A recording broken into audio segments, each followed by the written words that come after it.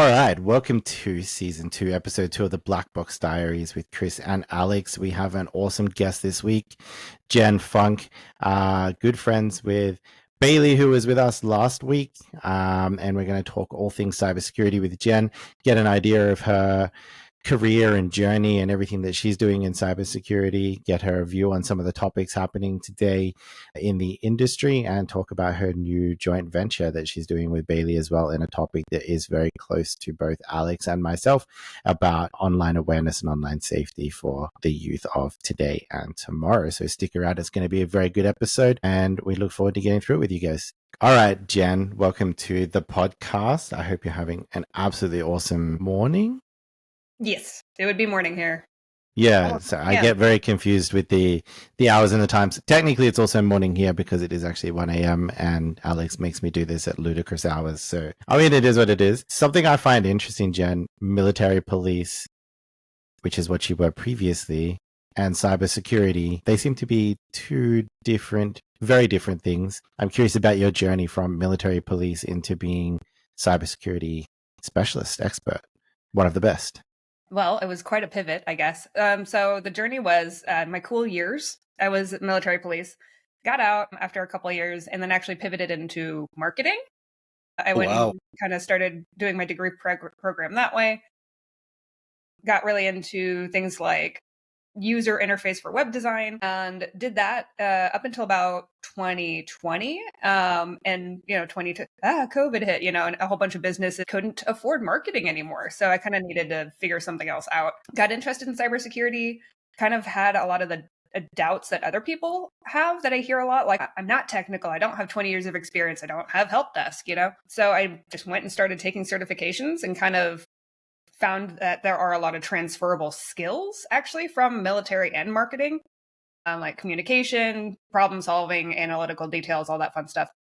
So the pivot into it after learning the foundations was actually not super difficult, I'll say. And I've really enjoyed the whole industry of cybersecurity. It brings a lot of really interesting personality types to the table. And it's just been a blast for the past, 3-4 years.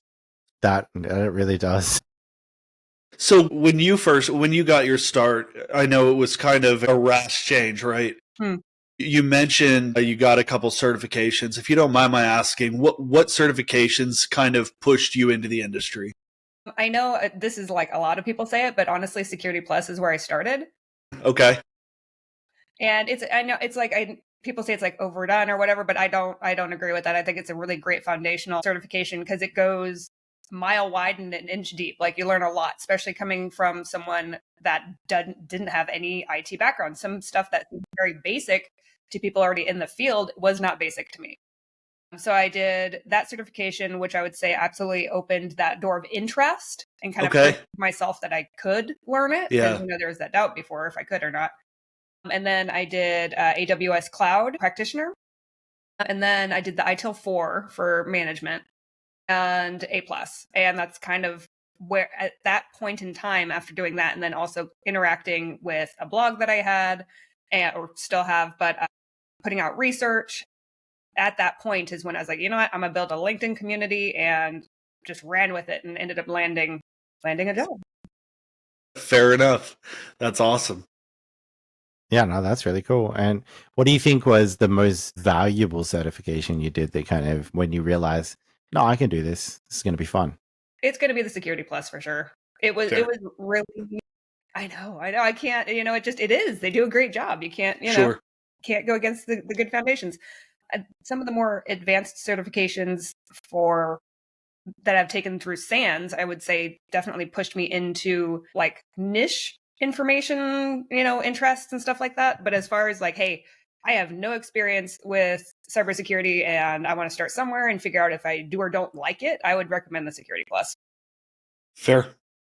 That is fair. I mean, I have heard that. I mean, I never did Security Plus. I think that kind of came around a little bit after I'd already been in the industry for a bit. So it was not kind of something that was on my radar. But I do hear a lot of people say, it's worth doing if you want to get in the industry, because it gives you like a pretty good basic understanding and everything like that.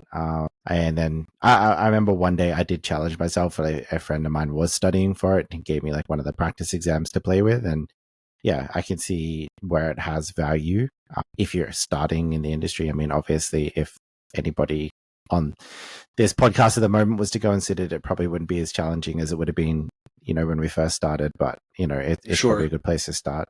And what's your view on the SANS training? I mean, for me, I did the GCIH a long, long time ago, but it was also at the same time that to get the CPEs to keep that was absolutely ridiculous because you had to, when I had it, you had to keep resitting the exam. Like there was no like just attending conferences and getting CPE points and things like that. It was like, no, if you want this, you have to resit the exam like every 3 years or whatever. And I was like, I'm not doing that again. I'm not doing that again. Like I said, that was, yeah. But I mean, they're not as popular over here in Australia realistically because of one, the cost. Right. So usually that's pretty much the main one. But like realistically, most of the people that do SANS certifications work for the government because the government has like bigger funding for courses like that. So yeah. Yeah. They'll pay for it because it's oftentimes a heavier requirement. I know when I went and talked to 91st Cyber Brigade out here in Virginia, a lot of what they were saying was, bringing on new recruits, officers at least. There was a heavy focus on Security Plus being one of the biggest, and then not so much A Plus that generally focuses on the foundational understanding of computers and, generally how to fix them. But one thing I wanted to bring up is that I at least do, because, once you get your OSCP certification, you're like, man, that's the best kind of certification because it's hands-on. And a lot of times we forget about how important foundational information is, especially when trying to get people interested in information security, right? Because you can't just go up to somebody and say, oh, hey, I've been thinking about doing cybersecurity. And then you say, oh, well, OSCP, go, right? Absolutely the hell not. So real quick with exactly. So Security Plus and others like that, like for instance, Network Plus is an awesome precursor to Security Plus, or the other way around, and it will absolutely lead people into the heavier certifications in the industry. I think it's awesome. I'm actually very glad to hear that's where you got your start.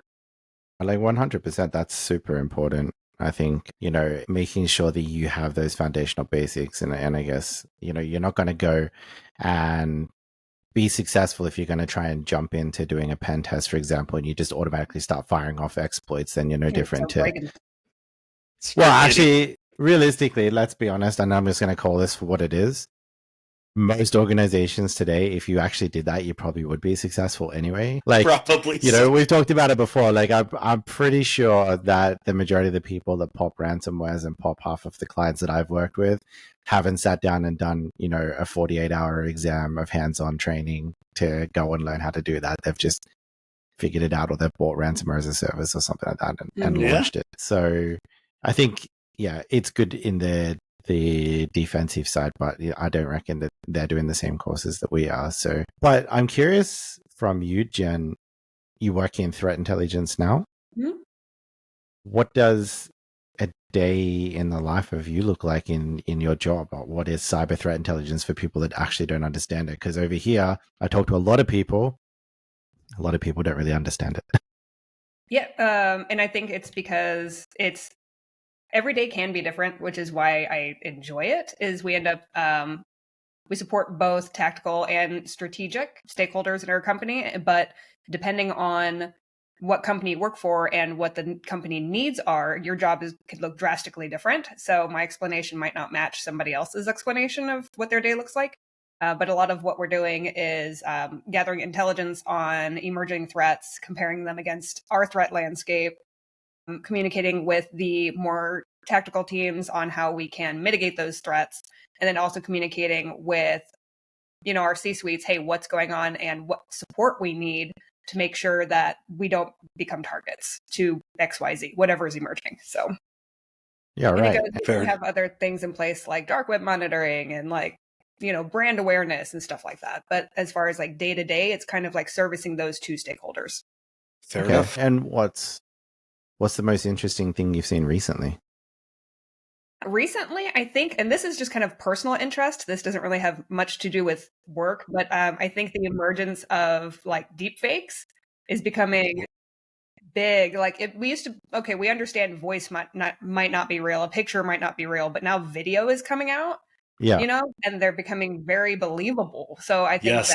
that visual aspect of the AI generated human trust has got to change. Like we're going to filters, start Yes. having issues with evidence. And like, so I think as far as emerging technologies, that's one that went from not being able to generate hands to being able to make perfect video over the course of like a year and a half. Yeah, it's absolutely crazy. And we talked about it last season, but did you hear about the KnowBe4 breach that they had, or the potential breach that they stopped, that they publicized? So they actually hired a guy, did a video interview with him, everything like that, and then they basically sent him his laptop and everything that he needed.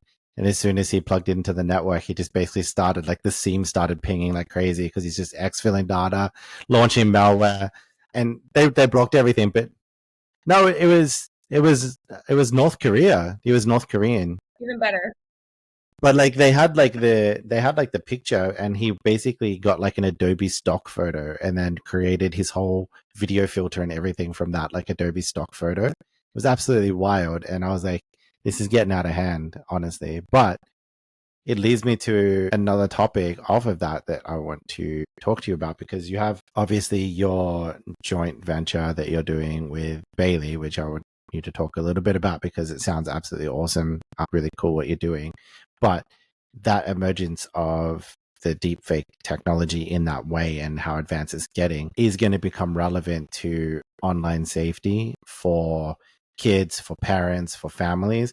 They're trying to do some stuff over here in Australia. I don't know if you guys have seen the news, but they just passed the bill over here to make it illegal for kids under the age of 16 to use social media. So they're banned now from Instagram, TikTok, WhatsApp, Facebook, Twitter, LinkedIn, all of that stuff, like everything to do with social media. They're not allowed to do it. And these companies like Meta and everything like that, if they're caught giving access to people under the age of 16, they face fines of up to $50 million.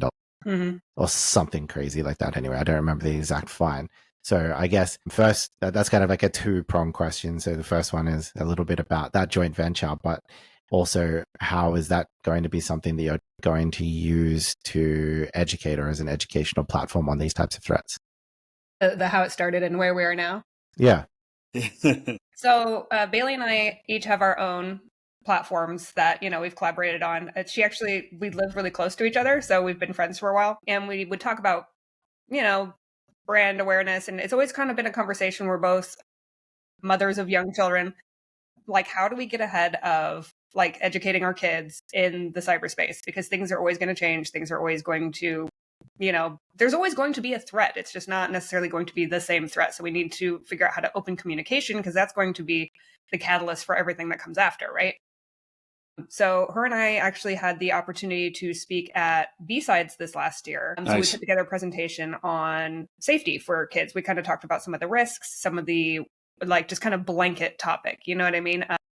Some of the ways that can mitigate, some signs, some use cases, like you can look up the news yourself. There's some pretty horrific use cases out there of kids being exploited. And it's difficult to take these people to court because they're not from the US. You know what I mean? So it's going to continue to happen. So as parents, as educators, as the adults in these children's lives, we need to know what we need to do to keep them protected and start those conversations. So we went and we spoke at B-Sides, and it got really good feedback. We had people asking questions for the rest of the day. And we realized that it wasn't just us thinking about this. This was a bigger conversation that could absolutely be put out into, the general public.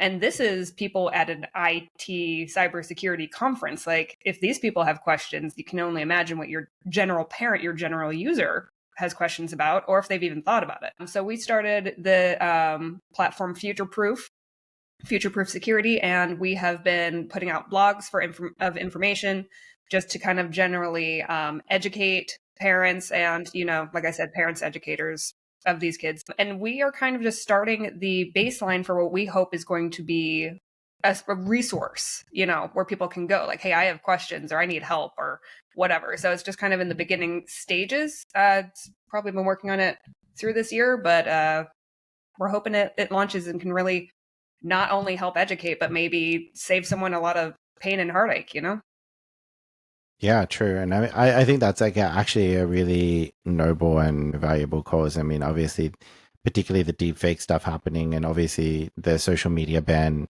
in Australia is in, relation to a lot of that stuff happening online. And I mentioned in last week's podcast as well that Australia is going through, like they're not really calling it kind of like any kind of like national disaster or anything like that, but it kind of is because I think it was something like 4 or 6 kids under the age of 13 have killed themselves from cyberbullying and cyber exploitation, in the past sort of 6 months in Australia.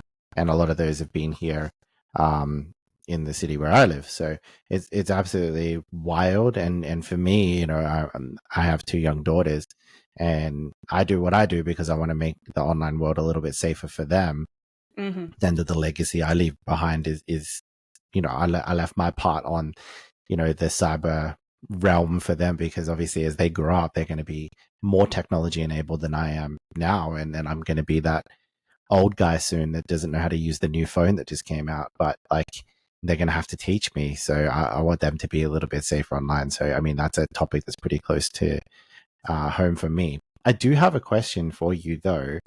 So in relation to that social media ban in Australia, there are a lot of cybersecurity people debating this on LinkedIn at the moment, and a lot of non-cybersecurity people debating this on LinkedIn at the moment. And I saw some people from cybersecurity industry saying, why weren't we consulted? You should consult our industry to provide insights into this, because the social media ban isn't going to fix the problem. Now, that brings me to a question of, do you think that there is a line or a difference between cybersecurity and cyber safety? I think it's both. I don't think there's a line. And I think that there's always going to be. Here's something that I've run into when we're having conversations on LinkedIn about child safety is the people that are highly technical come with highly technical solutions. And that's not going to be a solution for your general user. People will have people in the chats that are like, well, I have my firewall configured too. And your general user is not going to do that. Unless it's a plug and play, they're not going to understand how to configure all that for the safety, right? And then at the same time, it's like, we're not talking about 5, 6, 7-year-olds. We might be talking about 14, 15, 16-year-olds. And it's like, at what point are you approaching, like, not giving them their space to be teenagers? Sure. You know what I mean? So I don't think there's any one right answer, but I do think that it comes back down to not only user awareness, like the parents communicating with their kids. I do think industries do also need to take accountability, because these video games, like, I don't want to call anyone out, but Roblox, it's like kids are being exposed, Yes. And that's not always going to be the threat. It's like, it's going to change to something else, but we're either not communicating the dangers with the users and the responsible parties. Like, hey, it's a kid's game. It's like, no, it's not. Or we're projecting it as a kid's game and not talking about the risks because we want to make money somewhere. And you know what I mean? It's like, we don't want to put these blockers in place because we know that this is where the money comes from. However, that puts kids at risk. So it's a two-sided thing. Big corporations are always going to want to make money. So I do think that it is on government to come back down and say, no, you need to either properly educate or limit access. When you have, it's funny you bring up Roblox, because my daughter is just like, she's like the Roblox hero. This kid is on there crushing it. She plays all these different games. She's really good at them, right? She's a technical critter. But, mom and I, right, have to, we feel better observing. So whenever she's playing that, she's downstairs with us, whatever. And you're right. There is a lot of non-childish stuff taking place on there. A lot of chats going on if you're playing on PC. Not so much when you're on, a Xbox platform or another. But it's a problem. Now, one issue I've seen, and I don't know how to fix this. You might have a better answer, but when you have these young kids, let's say 16 and below, playing stuff like this, and then you tell them, hey, watch out, right? Discord, for instance, there's an absolute plethora of cyber attacks taking place on platforms like Discord. How do you get these kids to understand that they are a potential victim? Because most of them when you say, hey, be careful, watch out for creepers, or don't download this stuff or whatever, they're just like, oh, that wouldn't happen to me because it doesn't matter. It's never happened before, so it won't happen. How do you get that across to them that like they are a potential target? That's a hard one.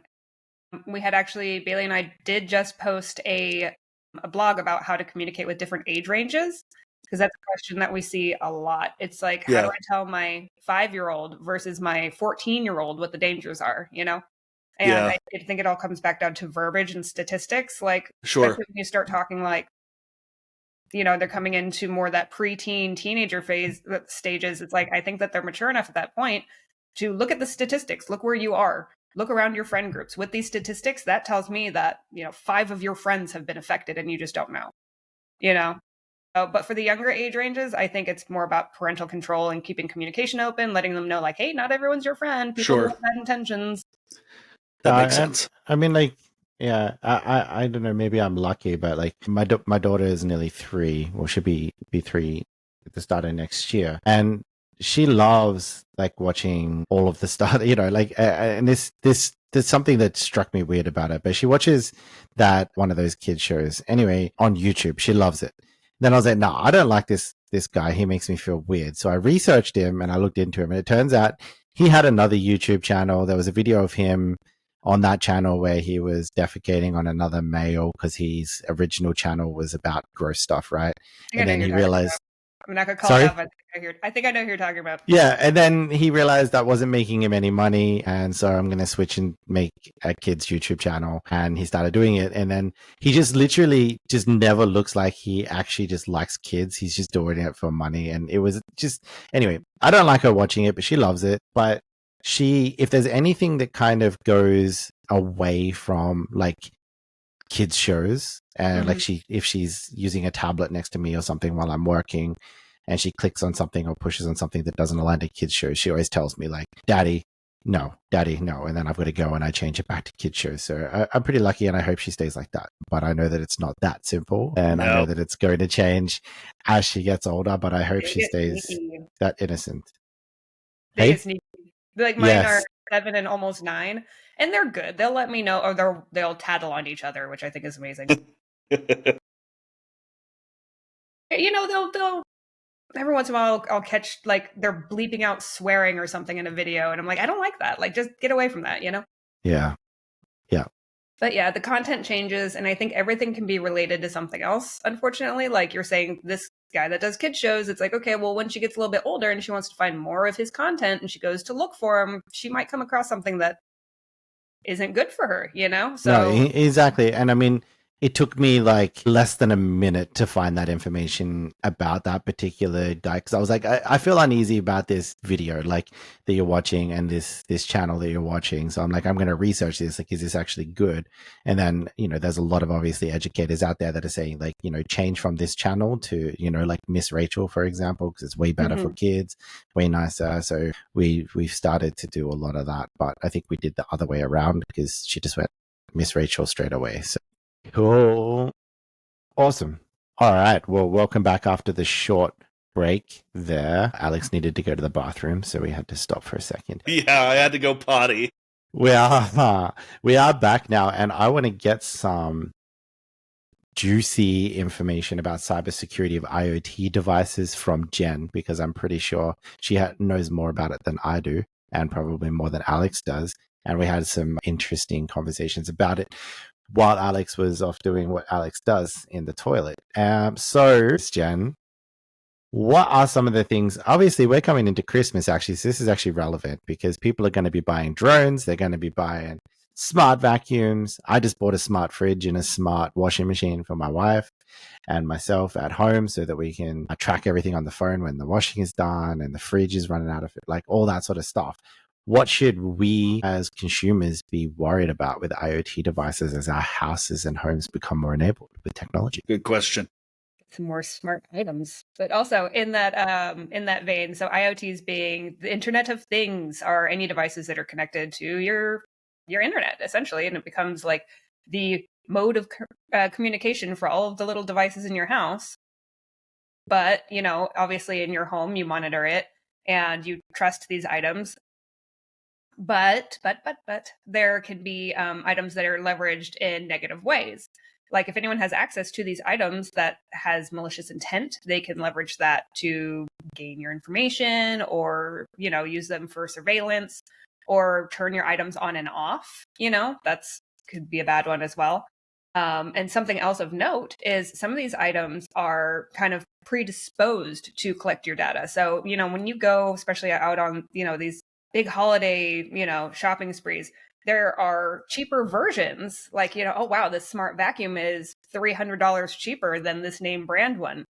There might be reason for that. It might be collecting information from your network and sending it back to, whoever set it up to collect that information. So when you're purchasing Internet of Things, IoT devices, you need to really consider where it's coming from, what it does, and who has access to it. No, because I know I have a smart vacuum. It's not actually that smart, to be honest, because it spends the majority of its time banging back and forth into my dining table. But aside from that, it says that it's a smart vacuum.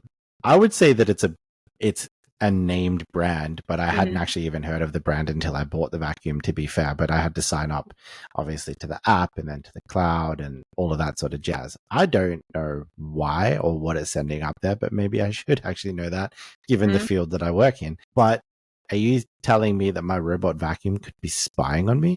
Oh, totally. Always suspect the vacuums. Always suspect the vacuums.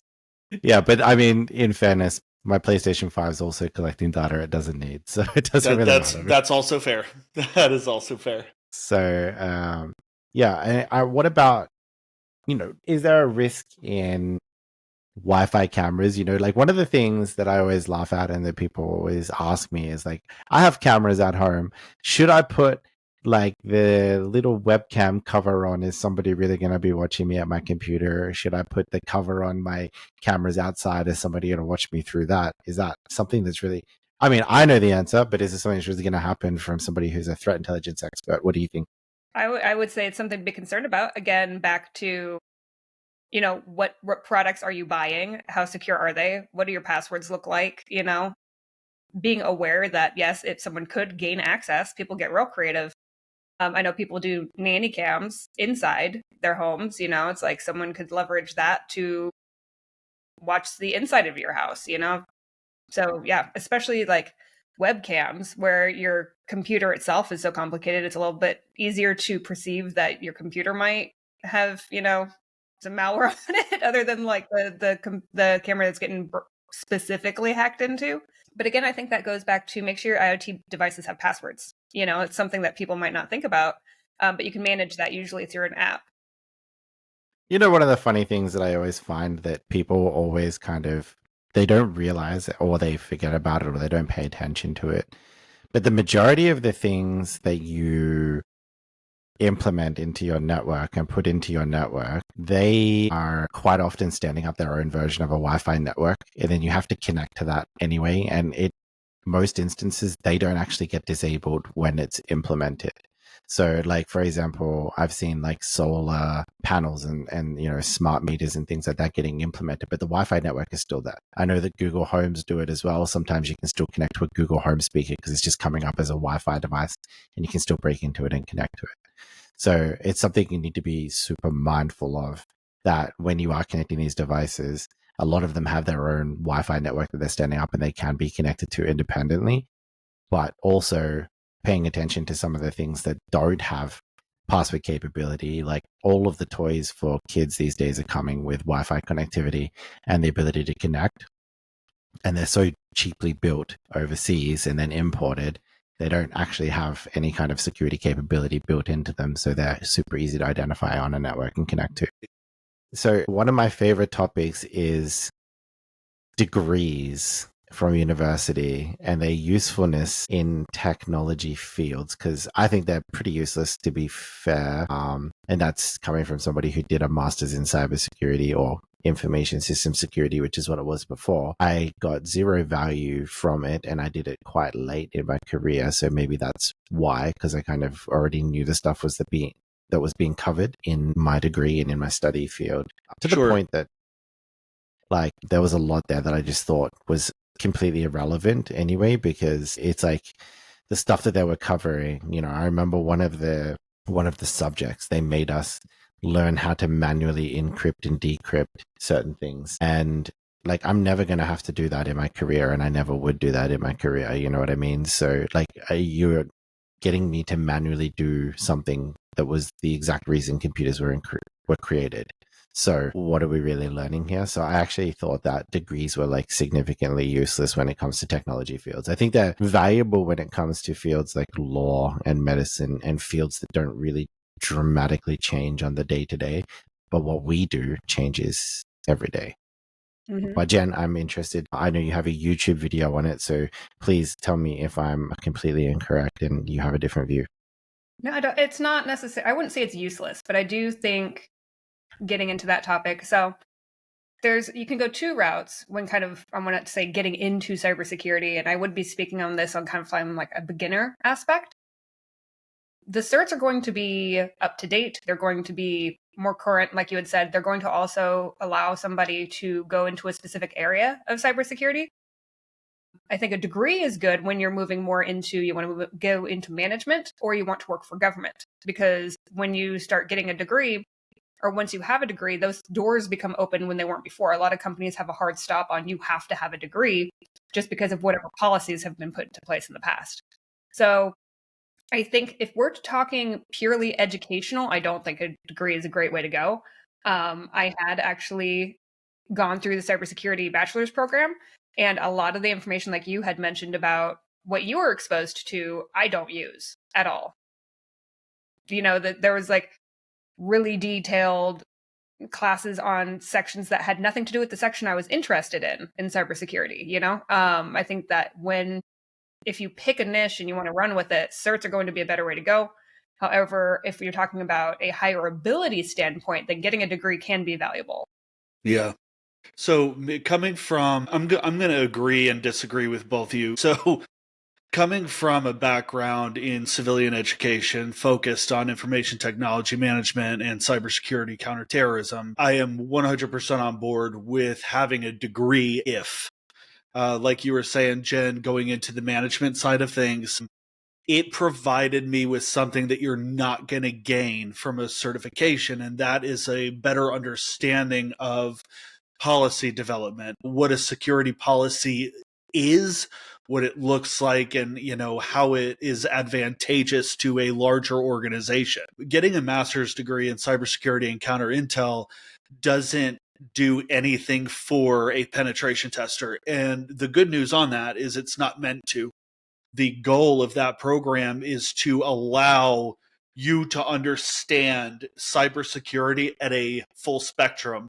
So, for instance, when the United States military finally made the move to create U.S. Army Cyber Command, the goal was to identify and understand cyberspace as a warfighting domain rather than just I created malware, go, right? And then I hacked your email. I did the phishing attack. I did this attack. Cool. Awesome for you, right? But why is this happening? What policies need to be in effect in order to stop these types of attacks from happening? So yes, if you're trying to become a penetration tester, there's really no specific degree that you need to have that would ever come close to doing what a certification will do. But definitely, if you're looking to develop yourself as a leader, right, in that area, I think you'll find it to be incredibly advantageous and a huge force multiplier.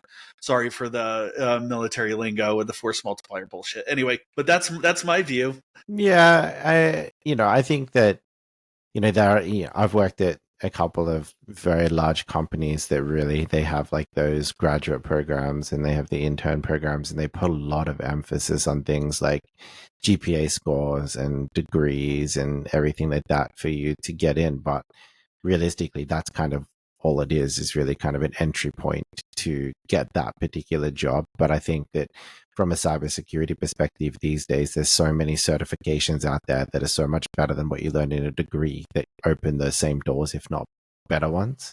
Sure. For much cheaper, because you don't want to go pay. I mean, a degree over here in IT and cybersecurity is, like 20 to 30 grand, right? When you can go and buy your OSCP for like what, $1,200 or something like that, right? Yeah. So I mean, I know where I'm going to be putting my money if I had my time over from Sure. that perspective, right? Well, actually, it probably wouldn't be in the OSCP plus. Let's just put it that way. I'm probably going to go pay Hack the Box or something like that, something a little bit different. I can concur with that. I think it also depends on the area of cyber you're interested in working, though, because when we're talking about certification education, it's more technical. And when cybersecurity in itself is a huge, you know, industry. Like you talk about, if you're talking GRC or policy or legal, then maybe a degree is better.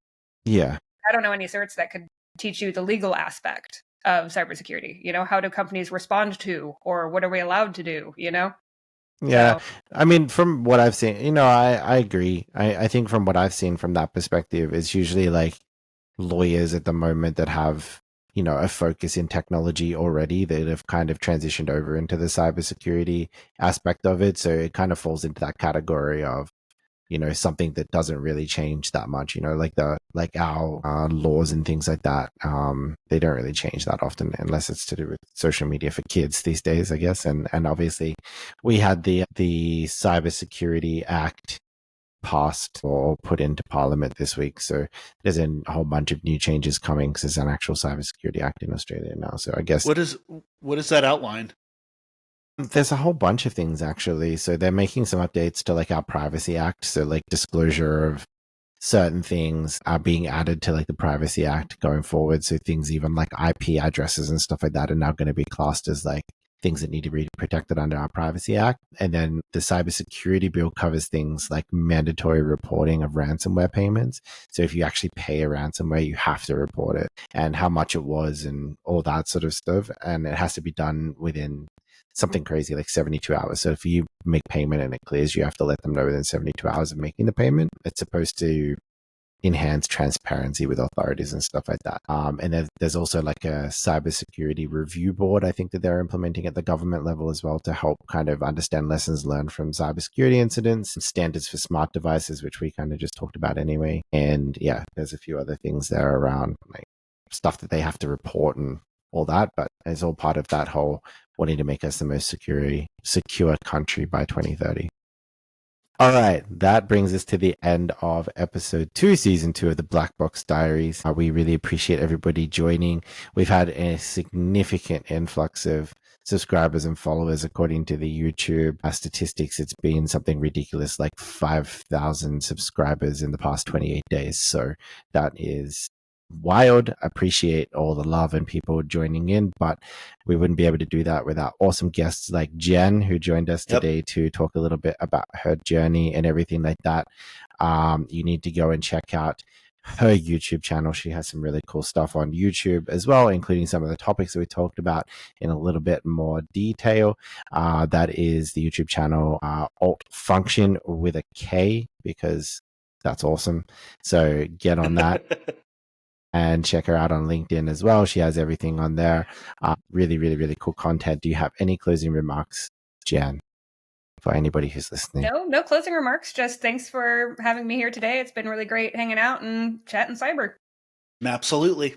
Yeah, well, we really appreciate you jumping in to be a guest. I'm really looking forward to having you back on again. Super pumped for it. Very valuable and always learning stuff from the guests. And you taught us some stuff today, so really appreciate it. If you guys do like what we do, please like and subscribe. Chuck us some comments, chuck us some questions that we can cover off in any of the episodes if you want us to answer anything. We didn't get to any today, but next week we'll be bringing back the community questions, because that was something that both Alex and I loved the most, where we were able to kind of contribute and give back to the community. So on that note, we will see you all next week.